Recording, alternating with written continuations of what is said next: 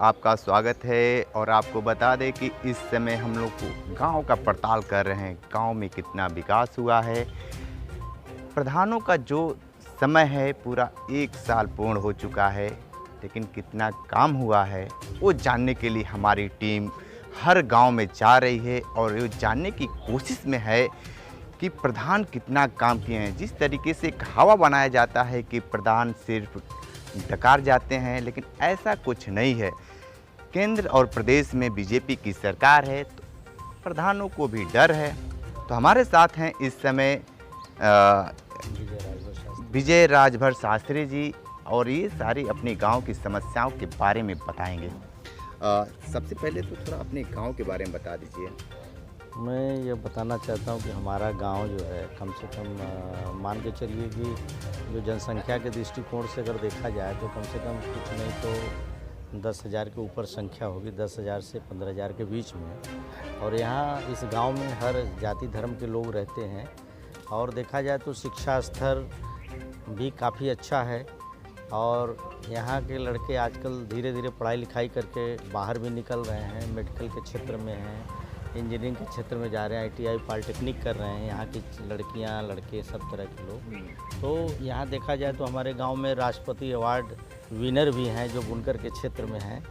तो मिला जुला करके देखा जाए तो जो गांव की आबादी है उस हिसाब से काफ़ी काम हुआ है पिछले समय में, पिछले कार्यकाल में हुआ है।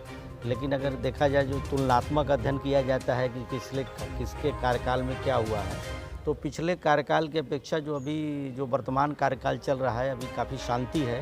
हालांकि देखा जाता है गांव में काफ़ी वैमनस्यता होती है ग्राम प्रधानी को चुनाव को लेकर के, लेकिन आज के दौर में देखा जाए तो पिछले समय की अपेक्षा काफ़ी सुधार हुआ है, जो लड़ाई झगड़े काफ़ी कम हुए हैं। आप अवार्ड की बात कर रहे थे, बहुत ऐसे लड़के हैं खेल के क्षेत्र में, इत्यादि के क्षेत्र में अवार्ड धारा का धारा रह गया है, गारा मट्टी कर रहे हैं। अब क्या कहेंगे इस पे? अभी अगर देखा जाए तो पिछले 2 साल से जो कोरोना काल का पीरियड चल रहा है, इस पीरियड में अच्छे लोगों की हालत ख़राब हो गई है। बड़े बड़े इंडस्ट्रियलिस्ट की बड़े कंपनियां बंद हो गई हैं। बहुत सारे लोग जो प्राइवेट सेक्टर में काम कर रहे थे उनका काम छीना गया है। और देखा जाए तो बहुत सारे लोग बुनकरी का काम करते थे, आज जा कर के मिट्टी गारा का काम कर रहे हैं, राजगीर मिस्त्री का काम कर रहे हैं। अगर इसको देखा जाए तो अगर हमारे शासन प्रशासन की तरफ से देखा जाए तो चूँकि इस पे बहुत बड़ा जो है ज़रूरत है, आवश्यकता है कि इनमें सुधार किया जाए। अब एक इस तरह का कार्य तो प्रशासनिक लेवल पर भाई हमारे देश की जो प्रदेश की गवर्नमेंट है और देश की गवर्नमेंट है, इसमें तो सुधार वही ला सकती है, लेकिन इसमें बड़ी गिरावट आई है। बेरोजगारी इतनी बढ़ गई है कि आज के डेट में जो कुशल कारीगर हैं उन्हें काम सही ढंग से नहीं मिल रहा है, और पढ़ने लिखने वालों की तो बात ही छोड़िए, उनका तो रोज़गार आज के डेट में बहुत आवश्यकता है कि हमारे जो नौजवान पढ़ लिख रहे हैं उनको नौकरी मिले। तो हालांकि अभी इस गवर्नमेंट नौकरी की बात करते हैं, अगर युवाओं को रोज़गार चाहिए था तो सत्ता क्यों नहीं पलटे?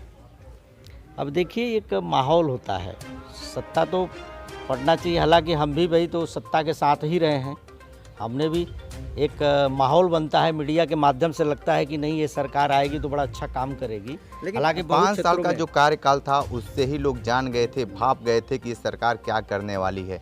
लेकिन फिर भी क्यों नहीं ऐसा हुआ?